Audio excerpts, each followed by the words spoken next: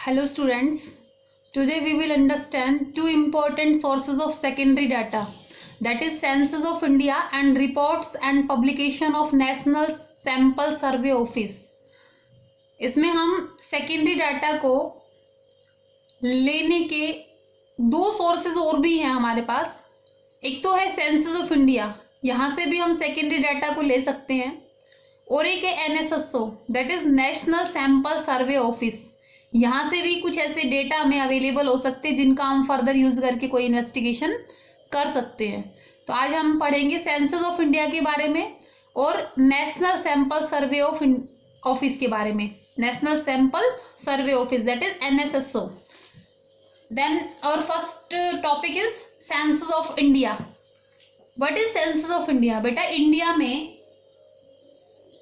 जनगणना होती है, जनगणना। व्हाट इज जनगणना? जन मतलब पीपल्स और गणना मतलब उनको कैलकुलेट करना, ठीक है। नंबर ऑफ पीपल्स को कैलकुलेट करना ही क्या होता है? सेंसस करना, मतलब जनगणना करना, ठीक है। तो सेंसस ऑफ इंडिया क्या है बेटा? इसमें क्या होता है, भारत में बेटा हर 10 साल में जनगणना की जाती है, ठीक है। उसमें क्या होता है, जो size of population, growth rate, population, sex composition, literacy rate, बहुत कुछ देखा जाता है। उस सबको हम बोलते हैं डेमोग्राफिक ट्रांजिशन, ठीक है। तो हम इसके बारे में इसमें पढ़ेंगे। तो हम ये कहते हैं बेटा भारत जो है वो हर 10 साल में क्या करता है?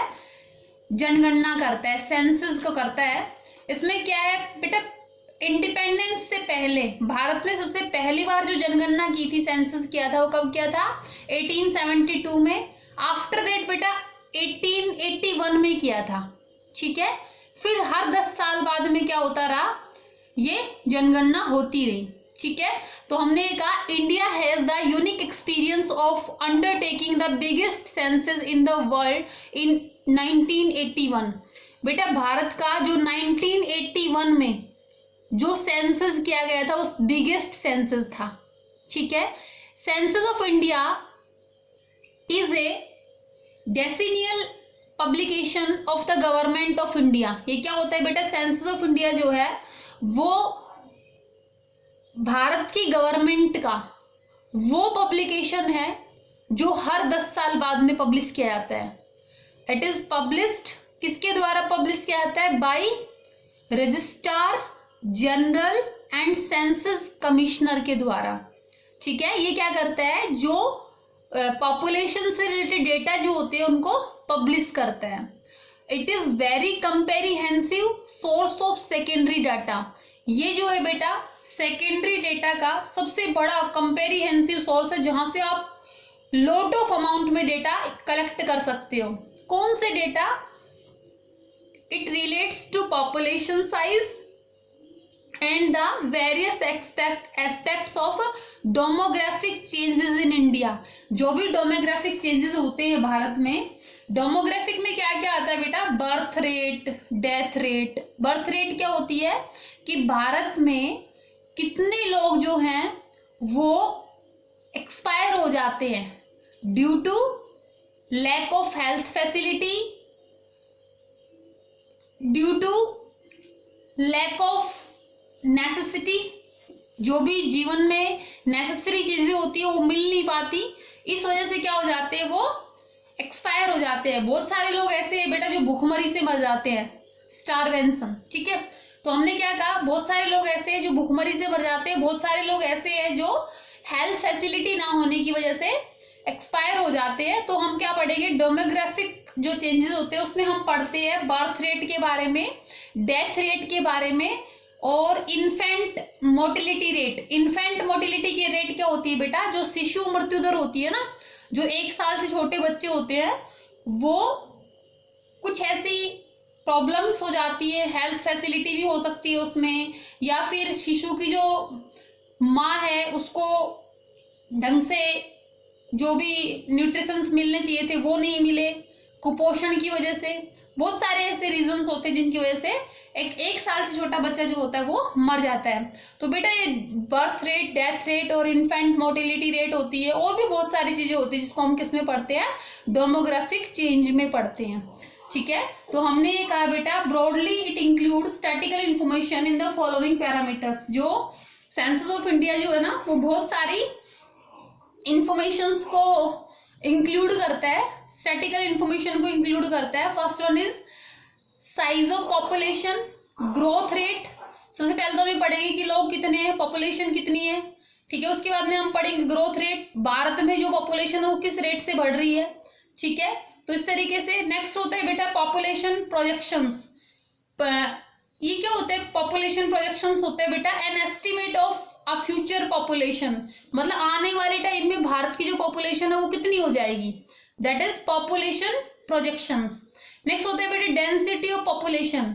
डेंसिटी ऑफ पॉपुलेशन का मतलब होता है बेटा, डेंसिटी का मतलब तो घनत्व, घनत्व का मतलब होता है एक पर्टिकुलर एरिया में कितने लोग रह रहे हैं, ठीक है। नेक्स्ट है बेटा सेक्स कंपोजिशन। सेक्स कंपोजिशन क्या है, जो भी बोलते हैं ना लिंग अनुपात, कि लड़के कितने और लड़कियां कितनी हैं। एक होती है बेटा स्टेट ऑफ लिटरेसी, कि पढ़े लिखे लोग कितने हैं। तो इस तरीके से क्या है, इसमें हमने ये कहा कि ये जो है बेटा सेंसस ऑफ इंडिया में कितने पॉइंट होते हैं, size, growth rate, distribution of population in India, population projections, density of population, sex composition of population and state of literacy. Okay, तो क्या कहेंगे हम, information of these parameters related to the country as a whole as well as different states and union territories of a country. इसमें क्या होता है बेटा, बहुत सारे स्टेट्स की, पूरी कंट्री लेवल पे, पूरी यूनियन टेरिटरी जो है हमारी देश की, जो यूनियन टेरिटरी है हमारी, उससे रिलेटेड सब कुछ इंफॉर्मेशन दी जाती है डेमोग्राफिक चेंजेस की। As a name suggest, census of India is a comprehensive inquiry on population size. ये क्या होती है, बहुत बड़ी इंक्वायरी होती है, किसको लेके, पॉपुलेशन साइज को लेके। And the related parameters of covering change covering each and every house hold of the country. जो भी हमारे देश में हाउस होल्ड है, जितने भी लोग हैं, उनके जो भी रिलेटेड जो भी पैरामीटर्स हैं उन सबको इसमें रीड किया जाता है, ठीक है। और हमने बताया था आपको कि इंडिपेंडेंस से पहले बेटा इंडिया में सेंसस जो है वो कंडक्ट की गई थी 1872 में। आफ्टर दैट सबसे बड़ी सेंसस थी बेटा 1881 में। हर 10 साल बाद में सेंसस को कंडक्ट किया गया। 1921 है ना बेटा, इसको हम ग्रेट ईयर ऑफ डिवीजन बोलते हैं, ग्रेट ईयर ऑफ डिवाइड बोलते हैं। क्यों बोलते हैं, क्योंकि 1921 से पहले ऐसा हुआ कि कभी जनसंख्या घटी और बढ़ी, लेकिन 1921 के बाद में बेटा जनसंख्या कभी घटी नहीं, हर बार बढ़ती चली गई, ठीक है। आफ्टर दैट हमने 1931 में किया, फिर 1941 में किया, फिर हम इंडिपेंडेंट हो गए 1947 में। फिर हमने क्या किया, जो इंडिपेंडेंट इंडिया में सबसे पहले सेंसस कब कंडक्ट हुआ, 1951 में, ठीक है। इस तरीके से हम सेंसस कंडक्ट करते रहे। 1991 में बेटा न्यू इकोनॉमिक पॉलिसी बनी थी। इसमें क्या आता है, LPG, liberalisation, globalisation and privatisation, ठीक है। इनके बारे में भी डिस्कस करेंगे। लिबरलाइजेशन में क्या था, उद्योगों को छूट दी गई थी, है ना। ग्लोबलाइजेशन में क्या था, भारत ने सब देशों के साथ व्यापार करना शुरू कर दिया। और प्राइवेटाइजेशन में क्या था, बहुत सारे ऐसे पब्लिक इंडस्ट्री जो थी उनको किनको हैंडओवर कर दिया, प्राइवेट लोगों को हैंडओवर कर दिया। तो इस तरीके से 1991 में न्यू इकोनॉमिक पॉलिसी बनाई गई थी, जिससे भारत में क्या हुआ, GDP बढ़ी, ठीक है।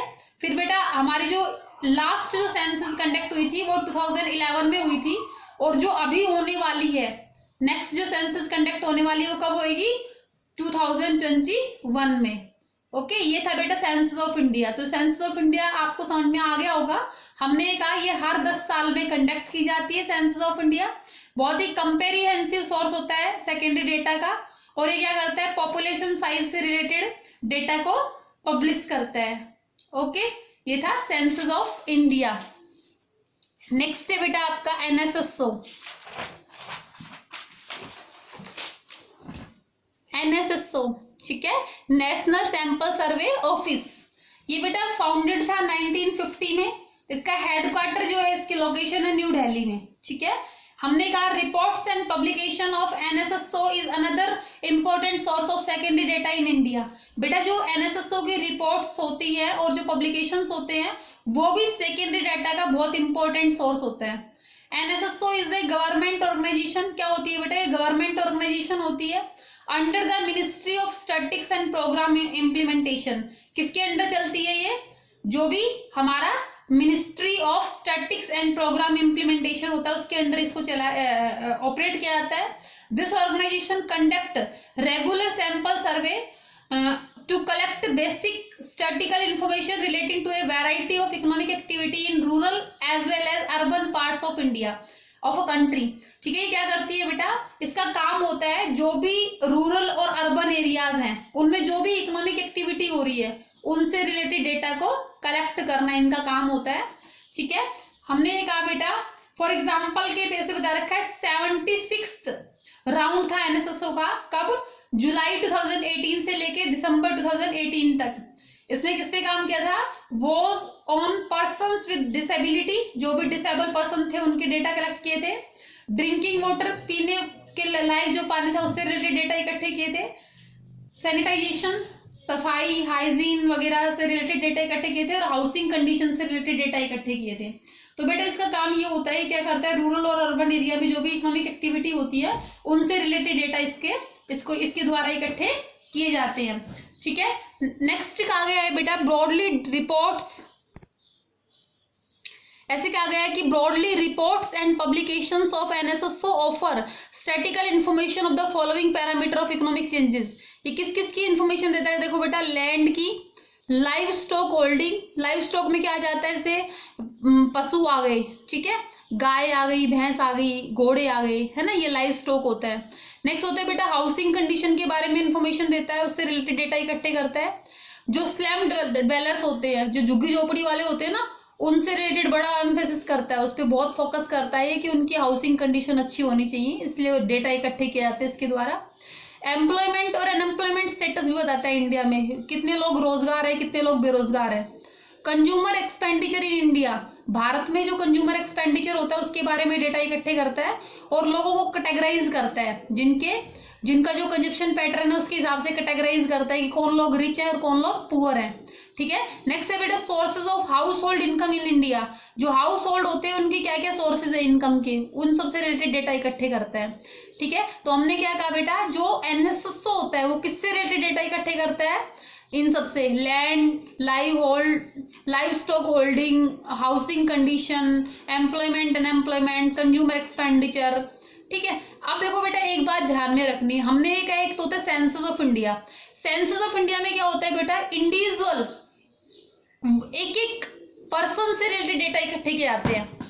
जैसे सेंसस ऑफ इंडिया में बेटा क्या होता है, भारत में सेंसस ऑफ इंडिया जब कंडक्ट किया जाता है तो क्या होता है, हर एक एरिया में एक पर्सन की ड्यूटी लगा दी जाती है जो घर घर जाके डेटा इकट्ठे करके लाता है।